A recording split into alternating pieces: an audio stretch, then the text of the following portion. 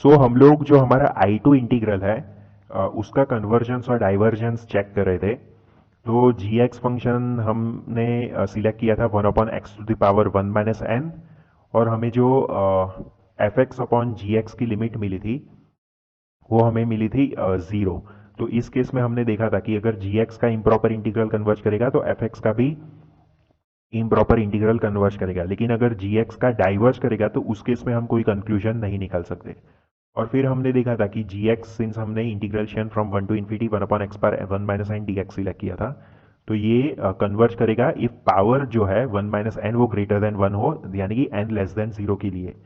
तो for n less than 0 हमारा जी X का जो इम्प्रॉपर इंटीग्रल है वो कन्वर्ज कराए, तो हम कंक्लूजन दे सकते हैं कि एफ एक्स जो है वो भी इस n लेस देन 0 रेंज के लिए कन्वर्ज करेगा। लेकिन n ग्रेटर देन 0 के लिए हमारा जी एक्स का जो इंटीग्रल था वो डाइवर्ज कर रहा था, तो इस केस में हम कोई कंक्लूजन नहीं निकाल सकते। तो हमने जो जी एक्स फंक्शन सिलेक्ट किया था वो इनकेपेबल था पूरा का पूरा कंक्लूजन ड्रॉ करने के लिए। मतलब आप देख सकते हो कि जी एक्स एक एक particular value, one particular values of N के लिए यानी एन लेस देन 0 के लिए कन्वर्ज कर रहा है, और रिमेनिंग वैल्यूज के लिए यानी ग्रेटर देन इक्वल टू 0 के लिए डाइवर्ज कर रहा था।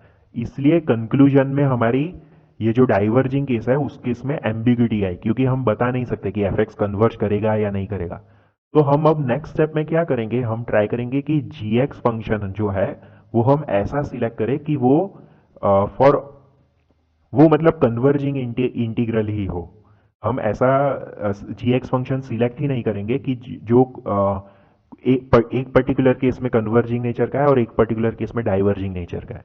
हम ऐसा इंटीग्रल सिलेक्ट करेंगे, यानी कि जी एक्स फंक्शन ऐसा सिलेक्ट करेंगे हम for applying limit comparison test, such that G X का जो इम्प्रॉपर इंटीग्रल बनेगा वो जी एक्स का जो इंटीग्रल बनेगा हमारा इंटीग्रेशन फ्रॉम 1 to ∞, वो कन्वर्जिंग ही हो, ऐसा जी एक्स हम सिलेक्ट करेंगे।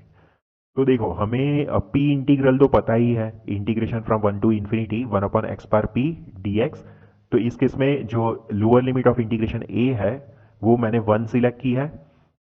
तो ये जो इंटीग्रल है ये हमेशा कन्वर्ज करेगा अगर पावर जो है एक्स की p, it will be greater than 1।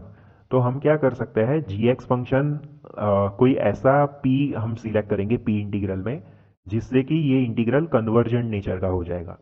तो p मैं 2 सिलेक्ट कर रहा हूँ और जी एक्स फंक्शन मैं वही चूज करूंगा। सो जी एक्स विल बी 1/x², और हमारा जी एक्स फंक्शन का इंटीग्रल बन जाएगा integration from 1 to ∞ 1/x² dx।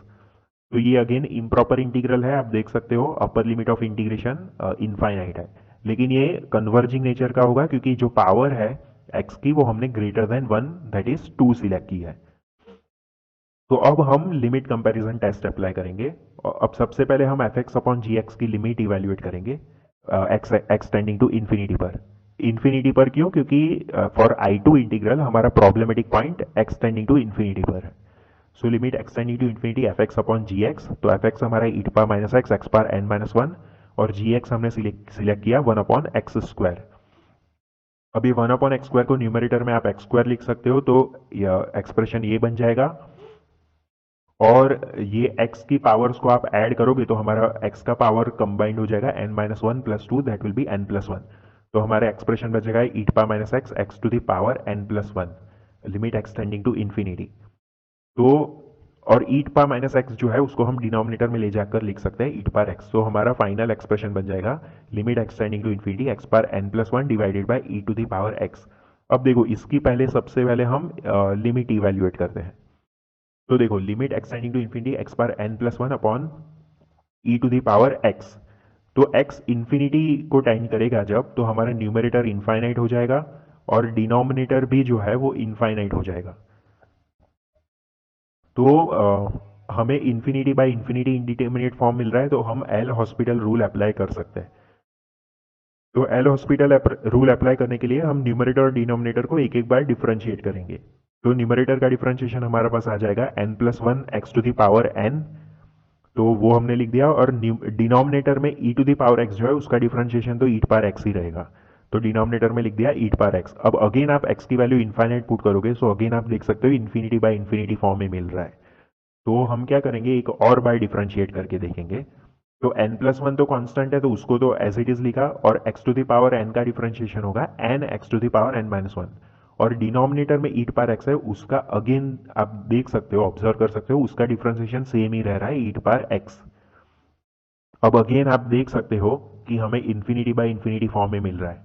अगर हम एक और बार एल हॉस्पिटल रूल अप्लाई करें और एक और बार न्यूमरेटर और डिनोमिनेटर को डिफरेंशिएट करें, तो हमारे पास हो जाएगा n+1 इंटू एन, जो कि कांस्टेंट था वो हमने एज इट इज लिखा, और x पावर n-1 का डिफरेंशिएशन होगा n-1 x पावर n-2, और डिवाइडेड बाय डिनोमिनेटर का डिफरेंशिएशन तो वही रहेगा e पावर x। अब देखो, इसको ऐसे सो ऑन टिल n+1 टाइम्स अगर हम डिफरेंशिएट करते हैं, तो हमारे पास न्यूमरेटर जो है वो बन जाएगा n+1 into N into n-1 into n-2 and so on till 1। 1 आपको कब मिलेगा, जब सिर्फ ये x to the power n-2 है, उसके बाद बन जाएगा x पावर n-3, और फाइनली आपके पास सिर्फ x की ही टर्म बचेगी, और फिर आप डिफरेंशिएट करोगे तो x का डिफरेंशिएशन 1 ही होगा। तो वो फाइनल केस जो है वो मैंने रिप्रेजेंट किया है 1 से। तो आप देख सकते हो ये न्यूमरेटर हमारा बन गया n+1 फैक्टोरियल। तो और डिनोमिनेटर आप देख सकते हो, आप कितनी भी बार डिफरेंशिएट करो वो e टू पावर x ही रहेगा। तो हमारा फाइनल एक्सप्रेशन बन जाएगा limit extending to infinity n+1 factorial divided by e to the power x। अब इसमें आप अगर extending to infinity infinite value put करोगे, तो न्यूमरेटर तो हमारा फाइनाइट है, लेकिन डिनोमिनेटर जो है वो हमारा इनफाइनाइट बन जाएगा। तो इसकी लिमिट की वैल्यू हमारी हो जाएगी 0। तो ये हमारी लिमिट की वैल्यू फाइनली 0 हो जाएगी फॉर ऑल रियल n, मतलब सारे ही वैल्यूज ऑफ n के लिए ये लिमिट fx अपॉन gx 0 बन रहा है। और इसको आप एक और तरीके से भी देख सकते हो। तो देखो, न्यूमरेटर में हमारा पॉलिनोमियल फंक्शन था और डिनोमिनेटर में हमारा एक्सपोनेंशियल फंक्शन था। अब x जब इन्फिनिटी को टेंड करेगा, तो ये एक जनरल नेचर होता है कि एक्सपोनेंशियल जो टर्म होता है वो फास्टर पेस से इंक्रीज करता है as compare to polynomial term. तो जब x टेंडिंग टू इन्फिनिटी आप करोगे, तो डिनोमिनेटर है वो ज्यादा तेजी से बढ़ा हुआ होगा एज कंपेयर टू न्यूमरेटर। तो सिंस डिनोमिनेटर ज्यादा तेजी से बढ़ा होगा, तो डिनोमिनेटर बहुत ही सब्सटेंशियली लार्ज होगा, तो इसलिए पूरा टर्म ओवरऑल जो है वो 0 बन जाएगा। सो वही चीज लिखी है, as the x tends to infinity exponential growth dominates polynomial growth. तो इसलिए limit x tending to infinity x to power n+1 upon e power x will be 0 for all real n। और इवेल्युएट करके तो मैंने आपको बता ही दिया कि एल हॉस्पिटल रूल अप्लाई करके कैसे इवेल्युएट कर सकते हो। तो अब हमें लिमिट fx अपॉन gx जो है वो 0 मिला है एक्सटेंडिंग टू इन्फिनिटी पर। तो इसलिए 0 पर हमने देखा था लिमिट कंपैरिजन टेस्ट के लिए gx का जो इम्प्रॉपर इंटीग्रल है वो अगर कन्वर्ज करेगा, तो fx का इम्प्रॉपर इंटीग्रल कन्वर्ज करेगा। अब हमने gx ऑलरेडी वही सिलेक्ट किया था जो कन्वर्जिंग इंटीग्रल ही है, मतलब integration from 1 to infinity 1 upon X square dx converging integral है। तो इसलिए जो हमारा हम अब लिमिट कंपैरिजन टेस्ट अप्लाई करेंगे I2 इंटीग्रल के लिए। तो देखो, हमने gx कन्वर्जिंग नेचर का सिलेक्ट किया और limit fx upon gx extending to infinity भी हमें 0 मिली।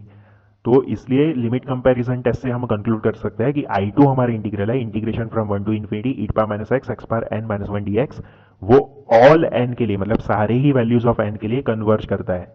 क्योंकि ध्यान से देखो, हमें जो लिमिट fx अपॉन gx 0 मिला है वो for all values of n मिली।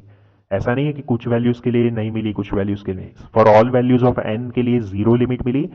इसलिए for all values of n हमने gx भी वैसा सिलेक्ट किया था जो कन्वर्जिंग नेचर का है। So it means for all values of n fx का भी जो इम्प्रॉपर इंटीग्रल होगा, यानी कि I2 हमारा इंटीग्रल होगा, वो कन्वर्ज करेगा फॉर ऑल n। तो I2 फॉर पार्ट 2, यानी कि I2 जो था हमारा गामा फंक्शन का इंटीग्रल, वो सारे ही रियल n के लिए कन्वर्ज करेगा। तो फाइनल कंक्लूजन हमें क्या मिला, I1 इंटीग्रल हमारा n ग्रेटर देन 0 के लिए कन्वर्ज कर रहा था, और I2 इंटीग्रल तो सारे ही वैल्यूज ऑफ n के लिए कन्वर्ज कर रहा था। तो हम इन दोनों को कंबाइन करके, मतलब गामा फंक्शन का जो इंटीग्रल है इंटीग्रेशन फ्रॉम 0 टू इन्फिनिटी, ये इसका मेन कन्वर्जेंस और डाइवर्जेंस ये I1 पर डिपेंड करेगा, क्योंकि I1 ही कन्वर्ज और डाइवर्ज कर रहा है depending on value of n। I2 तो कन्वर्ज ही कर रहा है सारे ही n के लिए। सो इसलिए हम लिख सकते हैं जो गामा फंक्शन का इंटीग्रल है वो कन्वर्ज करेगा for all n greater than 0।